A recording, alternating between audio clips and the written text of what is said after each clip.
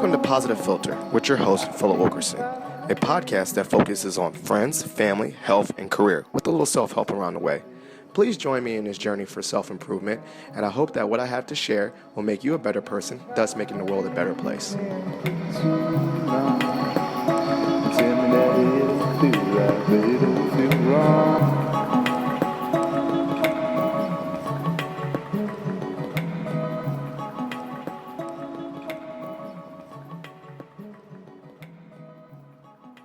Hey, Positive Filter listeners, it's Philip Wilkerson back with another bonus episode of the Positive Filter.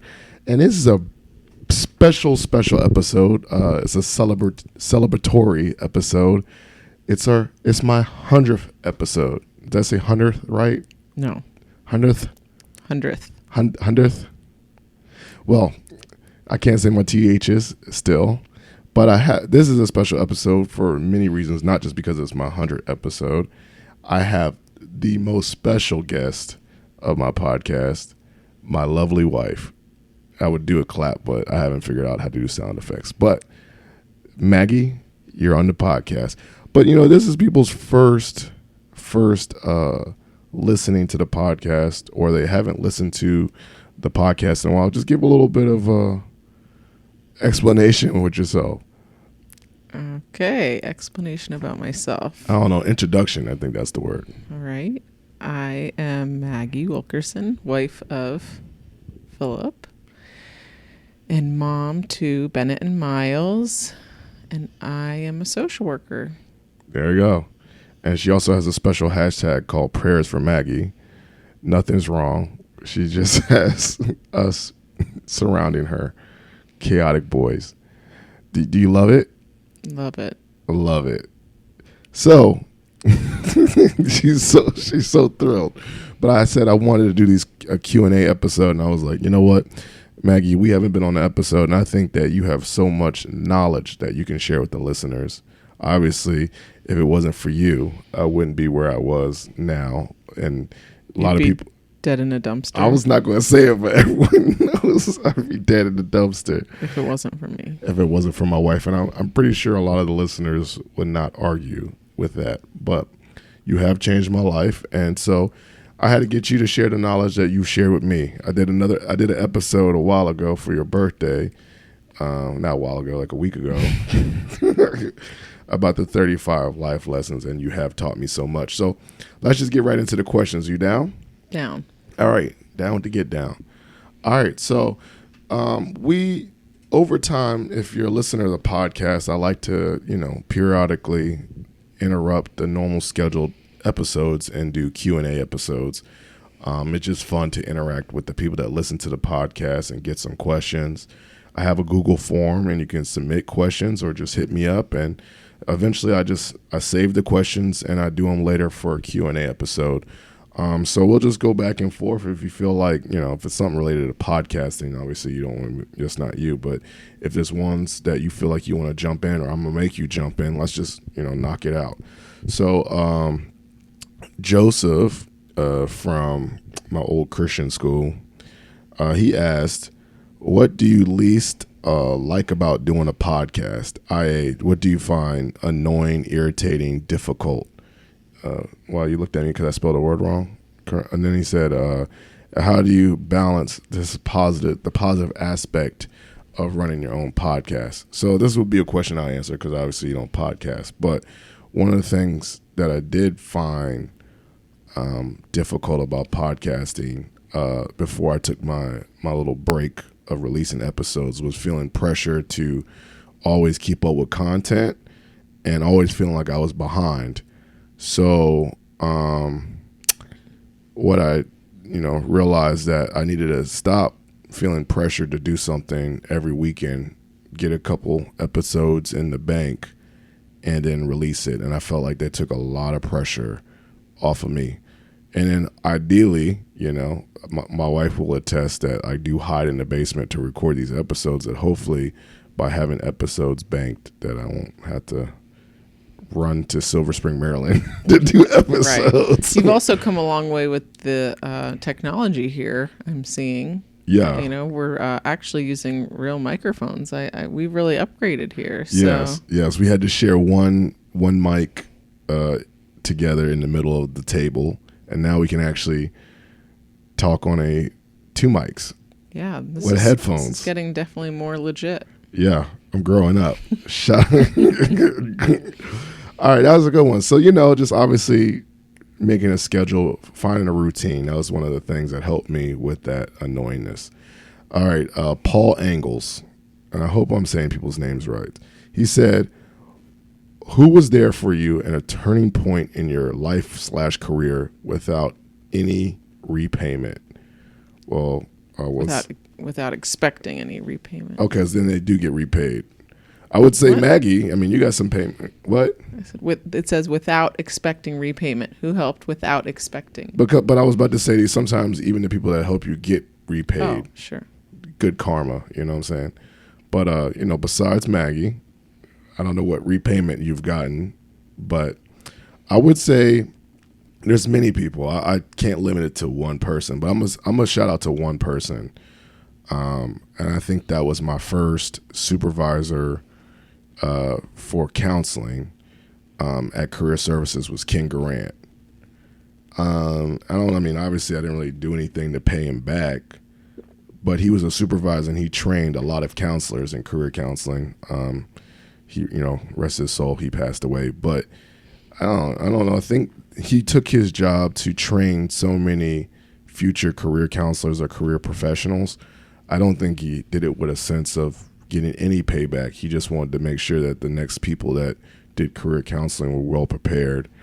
And he was really just calm, and he was just really chill, and he really, really gave me a start in career services and higher ed. So shout out to him. I think that was one person. Who's one person that helped you that didn't think that had any idea or whatever?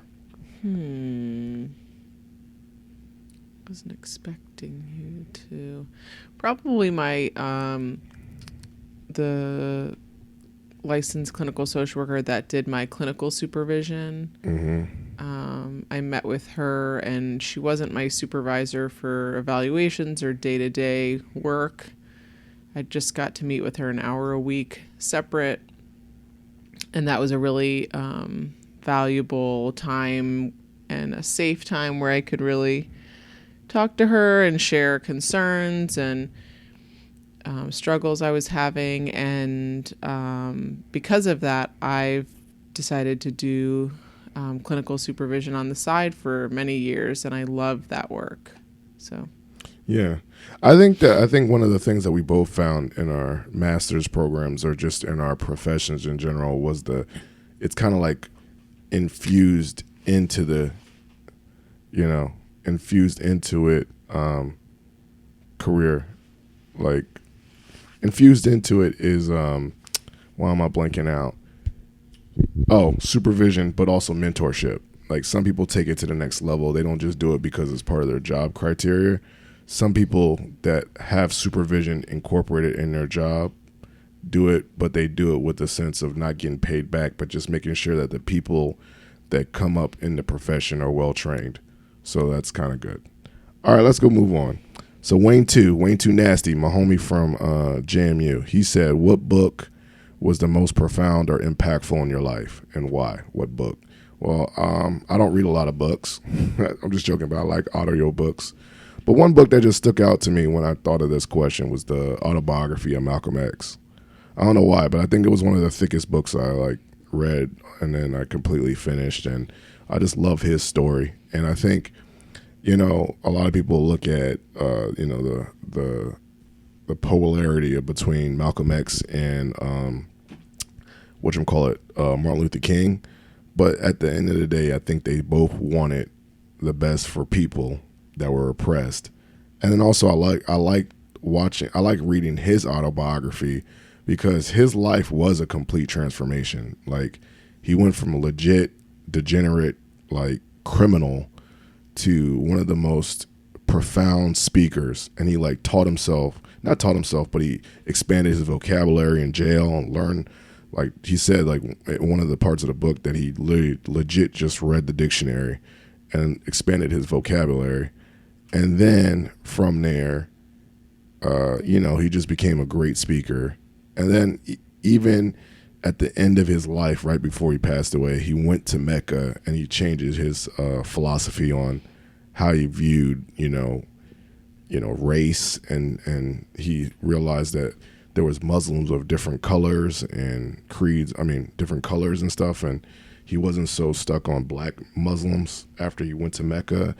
And I just think his life was amazing. And I think honestly, if I start reading books, one of my favorite genre of books are autobiographies or memoirs, because I just love people's stories and how they just, you can learn so many lessons just from how someone lived a life.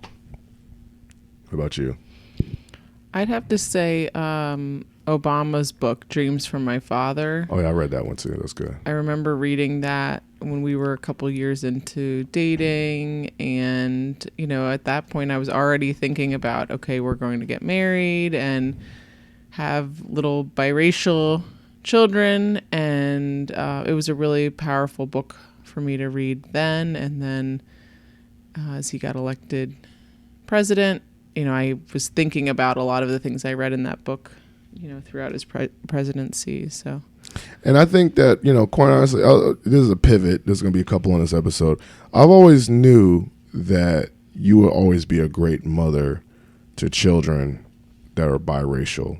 And I think one is because you already were so attuned, maybe through your work or your experiences as a social worker, to the issues that face different races. And I knew that you validated a lot of things that I would say that were like impactful to me as a black male, and you validated them, and you didn't say, oh, don't worry about it. Like, you're very attuned to that. I think it was a combination of, yes, my social work background and training, but also, the way that I grew up, the way that my parents raised me.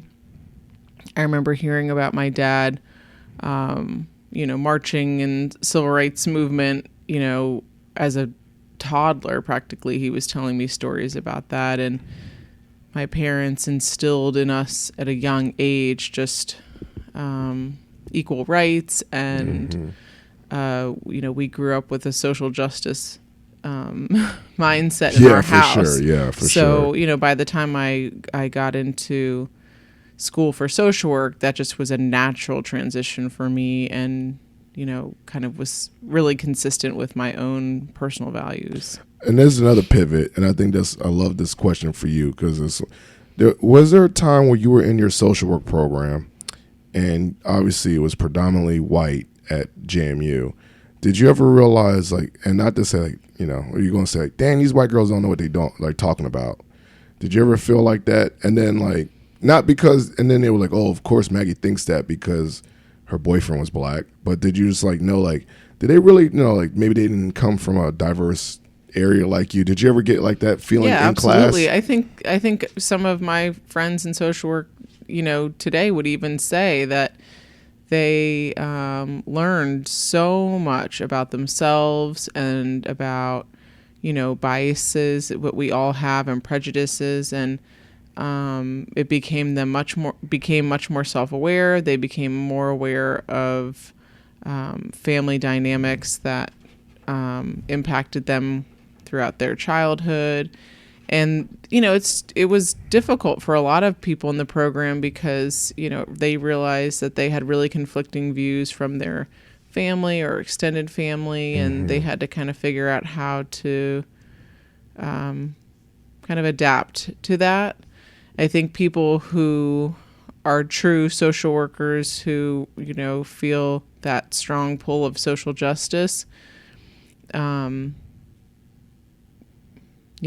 have to kind of, adapt to the change that is happening, maybe, and shifting away from some of their family values. Yeah. And last point about that, I remember taking a class about that in multiculturalism, and I felt like for certain people, it was a stronger wake-up call. Mm-hmm. It was their first exposure sometimes. What they call white guilt and all that stuff. And they really struggled with all these things that we were bringing up in class. And they were like, I didn't take this social justice class or counseling class to feel guilty for being white. And they were like, that wasn't the point of the class. You know, the point of the class was just helping you be aware of other people's issues. But, you know, Maggie's woke. We already know that. All right. So next question is from Ann Snee. Shout out to Ann, loyal listener. She knows all these episodes. My bestie. Your bestie. And, you know, I can't claim her as my bestie because it's my wife's bestie. She get jealous. But we did have lunch together all the time at JMU, The View. And Salad bar at Mrs. Green's. And I was who's the white lady on The View? Not Whoopi Goldberg, but the other one, Star.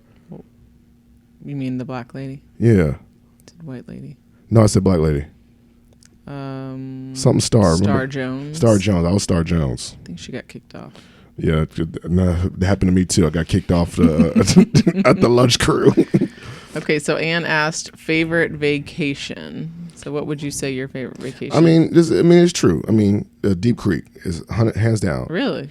Yeah, I mean, I will say it's, you know, it's in the past few years has been a lot more difficult, and I'm not going to sugarcoat that and downplay it, but I love the tradition of going to the same place. It's our happy place. It's my happy place, and I still even in the chaos, I get like a few moments of just looking at the water or just like having memories.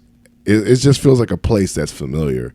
And at the same time, you know when you go to Deep Creek that you're getting away from something. Yeah, I love Deep Creek. I look forward to that every year. It's when I do visualization for like calming strategies, and when I'm trying to visualize, you know, my calm, happy place, it is often Deep Creek Lake. But I have to say, my favorite vacation of all time was our honeymoon to Cabo. Oh, okay, that was. Yeah, I guess we're saying vacation spot or vacation because I would. So my favorite vacation we've ever taken together definitely is to Cabo for our honeymoon. We just stayed at the most incredible, beautiful resort. Yeah, what was it? Cabo San Lucas, right? In Cabo, yeah. Shout out to Carolyn Crenshaw who gave us that. It was a free timeshare. Yeah, that was great. And it was just beautiful and relaxing and amazing. So I mean, yeah. See, I mean, we're on the same page. I didn't know if you meant vacation spot or just overall vacation because that was dope. I love that place. That was okay, hands down. Okay. All right, next one. Okay, you want me to do the questions. All right. Alyssa, who Elisa. Bennett's swim teacher. I say her name wrong all the time anyway. Shout out to her though. Shout out to my whole handshake group. She had a couple questions, but we're going to just do the one question right now. She said, if you had to move to a new country, where would you go and why? I want you to go first with this one because I'm trying to think. Because I have a couple countries in my head. If we move to another country, like right now with our kids these ages, I would move to England. Yeah, you stole my question. That's what I'd do. I'm going to go to England. Answer. In my answer. But I'd love to live close to Mary Poppins, aka Jeannie Gilding, who is the most amazing ex-nanny in the world. I love Jeannie. That's where I was gonna go. But I bet in my mind if we moved there, she'd move back to Minnesota. No, oh my gosh, she would co-parent with us. But I definitely like England. I definitely love the country, but I think I would have had to live a little bit closer in England. I definitely like that country, but I had to live somewhere like Londonish or suburb of London because I need to see more black people. Because Wirral, that area, or maybe Liverpool. I don't know. We didn't really go to downtown Liverpool, but I would like to have a little bit like more color where we live. And I know England is a very diverse country in certain areas, you know, with different people from the islands and, you know, different people from India and all those different spots. But it would have to be that I would have to find that area a little bit more diversity. But definitely England for sure. Okay. All right, Jan. She's the podcast host of Hello 20s. She says, where do you get inspiration for episodes, and what gives you motivation to keep going when things get tough? So I think it's a kind of two-parter. I could probably answer the episode inspiration, and we could both answer what gives us motivation when things get tough. For new episodes, I really don't think of ideas, honestly. I just think of guests that I like to have on. That's why I love this interview style. And then I just think about when I have a guest on a podcast, obviously every episode we try to frame in a positive way. But I love having guests that have different experiences. So if it's a friend of mine that's a doctor, I like to learn about their experiences as a doctor and why is that positive. Or if it's someone that is a big fan of comic books, I'm like, why do you like the comic books? Like, it's more like I'm inspired by people. I'm like, I got a friend that wants to be on a podcast. I'm like, yo, I want to get you on a podcast. Let's create a topic together. So yeah, and you're I always tell you you're amazing at remembering really specific things about people. So, I think that's one of your strengths is that, you remember things about certain people, and when people say they want to be on the podcast, you're good about kind of framing questions and kind of topics from there. I think, I think one thing that's really helped you to keep motivated to keep going with recording and keeping up with the podcast has been setting goals, and you've set goals for yourself that you really have worked to achieve. Yeah, I think goal setting. I think things get tough. I think the goal setting, and I'm a visual person. I just totally realized that. Like, now I know I need more whiteboards. I have a whiteboard in my office with different goals and things I want to set. Now I even have a whiteboard with my podcast goals and, or just keeping track of like how many downloads I have or what episode was the largest downloaded, which is the small business episode, 900. I was like, dang, I can't believe I have an episode at 900. And I like to keep track of how many people review the podcast. It's just, I'm a very goal-oriented person. And Maggie will attest, I could be the laziest, hardworking person you know. Yeah, if you want to do something, if you put your mind to it, you will do it 1,000%. And if you don't have interest in it, you will lay on the couch. Yeah. So I guess podcasting is the thing I give 1,000, and chores it's not.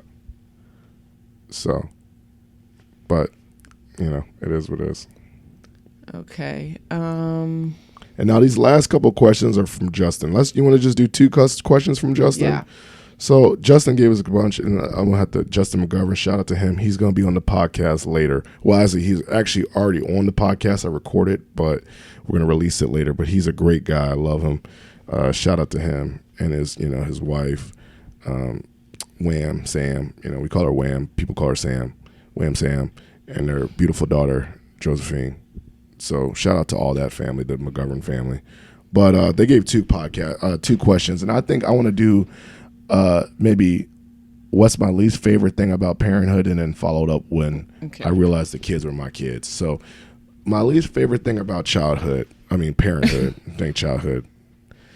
I'm working on it right now. I think that I love easygoing, and I love just the wildness of my boys. I can handle a lot of action, physical action, but I don't have a lot of patience for the mind games. And when I say mind games, like, the back and forth and someone's fussing and I had to power struggles and trying to figure out, like, use my words to, like, not like use my words, but like saying feelings, like trying to, like, it's like the mental aspect of being a parent. Like, if you told me, Philip, I need you just, from 5 to 7, let's just, rip and run and go and do.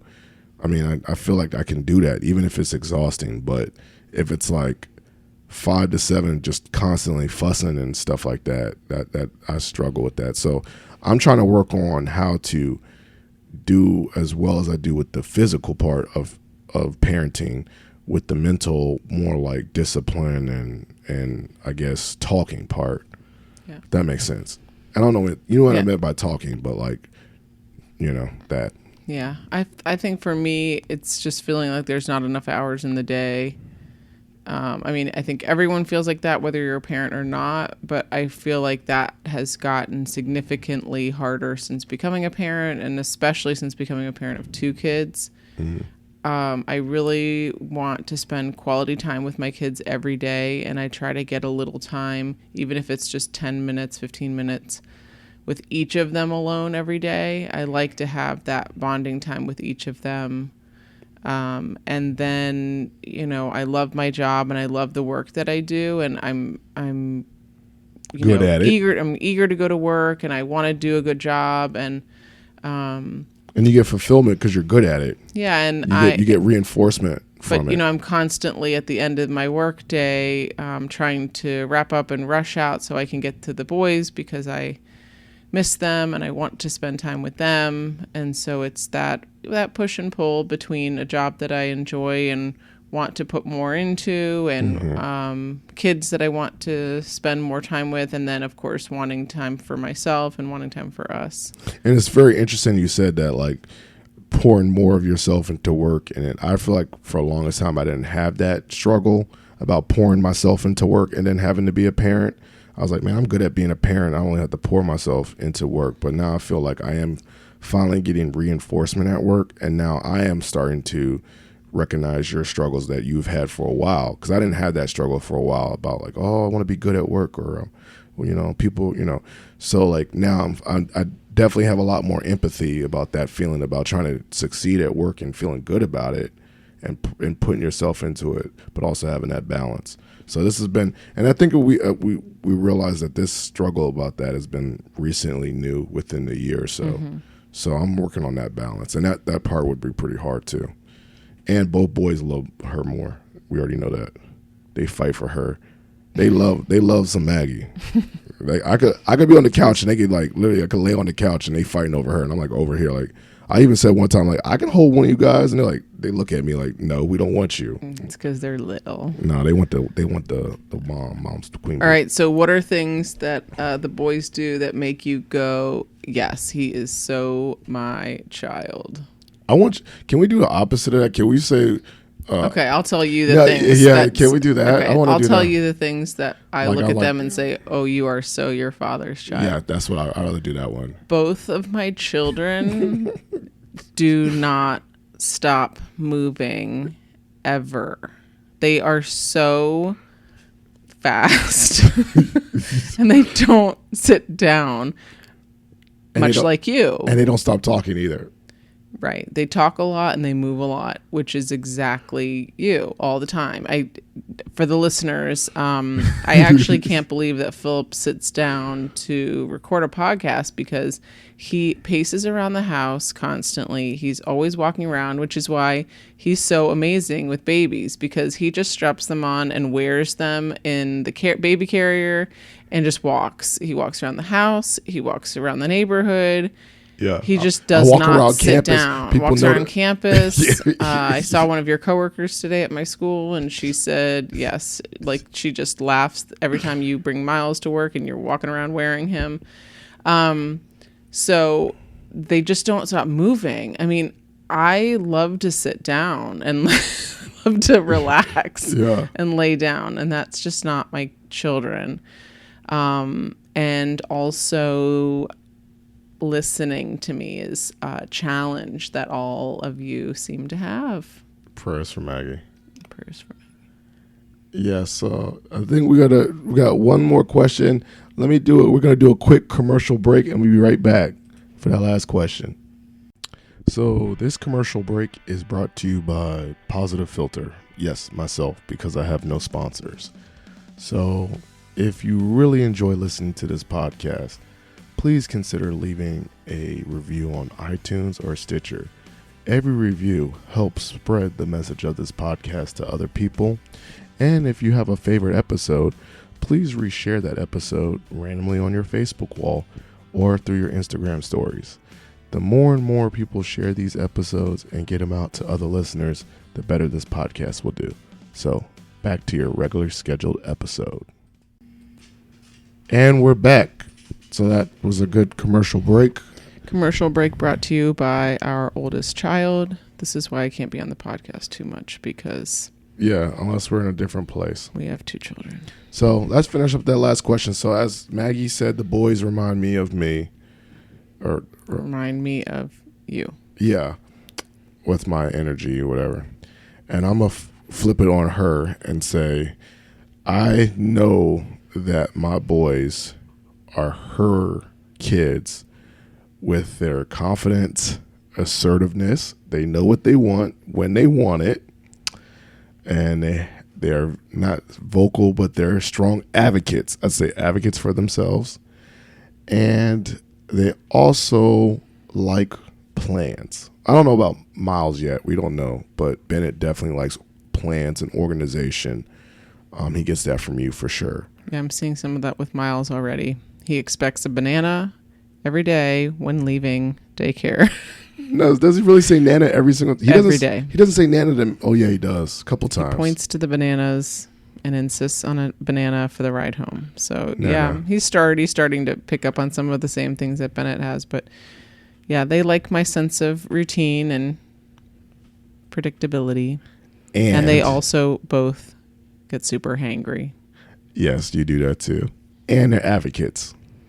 I know. I always joke with my special ed teacher friends that my kids will never need IEP goals for self-advocacy skills because they tell everyone what they want and need at all times. And they would do it while running really fast. All right, so that was good. That was a good episode, you know. I hope people think so. I don't know, whatever. It was good for me to celebrate. I'm joking, but you know, for me, you know, this 100th episode, it really was cool to do. I didn't realize I was going to stick with something this long. That's why I wanted you to be on the podcast, because for this century goal, you supported me. Like, you didn't think it was dumb.